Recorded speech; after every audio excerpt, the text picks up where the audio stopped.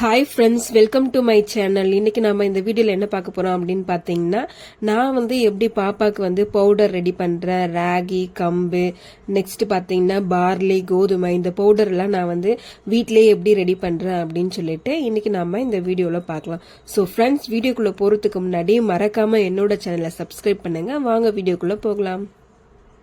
இப்போ பார்த்தீங்கன்னா barley and then கோதுமை இது ரெண்டுத்தையும் தனித்தனியாக வாஷ் பண்ணி ஒரு பிளேட்டில் நல்லா காய வச்சுக்கோங்க. ஒரு நாள் ஃபுல்லாகவே அது நல்லா காயட்டும் அப்படின்னு சொல்லிட்டு, ஏன்னா அந்த தண்ணி எல்லாமே ட்ரை ஆகிறவளுக்கு நல்லா காய வச்சுக்கோங்க. நெக்ஸ்ட் இந்த கம்பு, கேழ்வரகு இது ரெண்டுத்தையும் ஒரு 1 டேக்கு முன்னாடியே ஒரு மார்னிங் 6 o'clock இந்த கம்பு, கேழ்வரகு நல்லா ஊற வச்சிங்கன்னா நைட்டு நீங்கள் தூங்க படுக்க போகும்போது அது ஒரு துணியில் நல்லா டைட்டாக கட்டி வச்சிங்கன்னா இந்த கம்பும் கேழ்வரகும் என்ன ஆகுன்னு பார்த்தீங்கன்னா முளைச்சி வந்துடும். அதுக்கப்புறமா நீங்கள் ஒரு துணியில் இல்லைன்னா ஒரு பிளேட்டில் நல்லா ஒரு 1 டே ஃபுல்லாக இது காயட்டும் அப்படின்னு சொல்லிட்டு காய விட்டுட்டு அதுக்கப்புறமா பவுடர் பண்ணிங்கன்னா பாப்பாக்கு அது கொடுக்க சொல்ல ரொம்ப நல்லா ஸ்ட்ரென்த்தாகவும் இருக்கும். அதை பார்த்தீங்கன்னா இந்த கம்பு, கேழ்வரகு, அதுக்கப்புறமா கோதுமை, பார்லி இது எல்லாமே நல்லா வெயில்ல காய வச்சு எடுத்திருக்கேன். நெக்ஸ்ட் இப்போ நம்ம என்ன பண்ண போறோம்னு பார்த்தீங்கன்னா இதை ஒரு கடாயில போட்டு வறுத்து நம்ம இப்போ பொடி பண்ண போறோம்.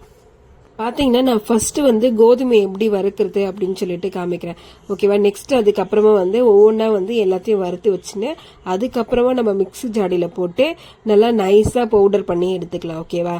நீங்க கோதுமையை காய வைக்கும் போதே அதுல இருக்க நெல் இந்த மாதிரி கல் எதுவுமே இல்லாம நல்லா வாஷ் பண்ணி காய வச்சு எடுத்துக்கோங்க. ஏன்னா நம்ம பாப்பாவுக்கு கொடுக்குறோம்ல, அதனால எந்த எதுவுமே இல்லாம காய வச்சு எடுத்துக்கோங்க. அதுக்கப்புறமா நம்ம ஒரு கடாயில போட்டு நல்லா வறுத்து எடுத்துக்கலாம், ஓகேவா. இந்த கோதுமையை நீங்க வறுக்கும் போதே ஒரு ஸ்பூன் அளவுக்கு நெய் விடுங்க. எப்போ விடணும் அப்படின்னு பாத்தீங்கன்னா இந்த கோதுமை வறுக்கும் போதே கொஞ்சம் இந்த பாப்கார்ன் எல்லாம் பட்டு பட்டுன்னு பொரியும்ல, அந்த மாதிரி இந்த கோதுமையும் பொரிய ஆரம்பிக்கும்.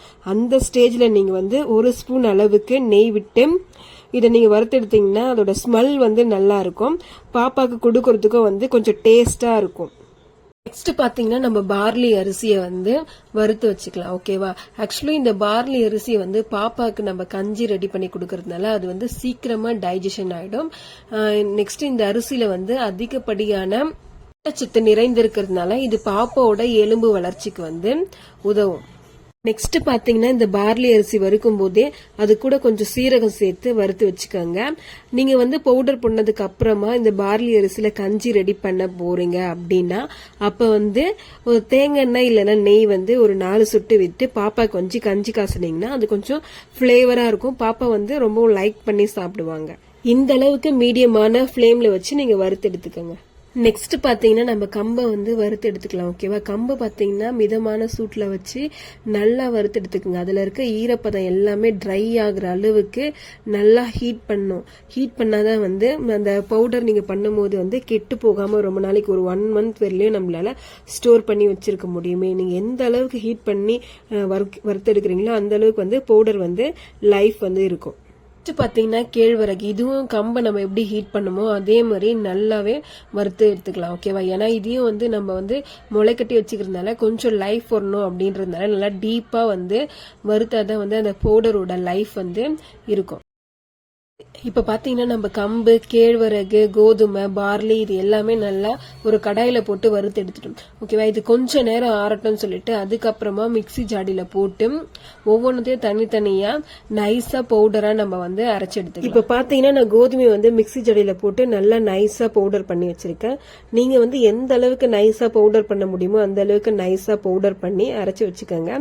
நெக்ஸ்ட் பாத்தீங்கன்னா ஒரு ஜல்லடையில வச்சு நல்லா ஜலிச்சு ஒரு கண்டெய்னர் டப்பால போட்டு ஸ்டோர் பண்ணி வச்சீங்கன்னா இதோட லைஃப் 1 month வரையிலும் நல்லா கெடாம இருக்கும், ஓகேவா.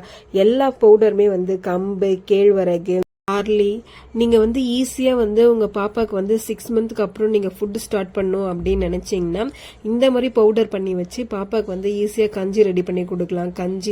அந்த கஞ்சி கூட ஏதாவது கேரட், பீட்ரூட், நெக்ஸ்ட் பாத்தீங்கன்னா பொட்டேட்டோ, ஸ்வீட் பொட்டேட்டோ இந்த மாதிரி ஆட் பண்ணி கொடுத்தீங்கன்னா ஈஸியா இருக்கும். பாப்பாவும் ரொம்பவும் லைக் பண்ணி சாப்பிடுவாங்க. பாப்பாக்கு ஹெல்த்தியா நம்மளே ரெடி பண்ணி கொடுத்த ஒரு ஃபீலும் இருக்கும். பாப்பாவோட வெயிட்டும் இன்க்ரீஸ் ஆன மாதிரி இருக்கும்.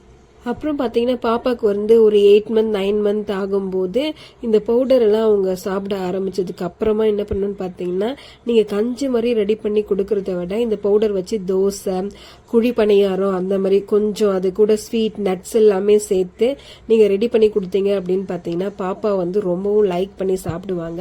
நான் வந்து நெக்ஸ்ட் வீடியோல இந்த பவுடர் வச்சு எப்படி கஞ்சி ரெடி பண்ணலாம், தோசை, குழி பணியாரம் இதெல்லாம் எப்படி ரெடி பண்ணலாம்னு சொல்லிட்டு நான் நெக்ஸ்ட் வீடியோல அப்லோட் பண்றேன். இந்த வீடியோ வந்து உங்களுக்கு யூஸ்ஃபுல்லா இருந்தா மறக்காம என்னோட சேனலை வந்து சப்ஸ்கிரைப் பண்ணுங்க. நெக்ஸ்ட் வீடியோல பார்க்கலாம்.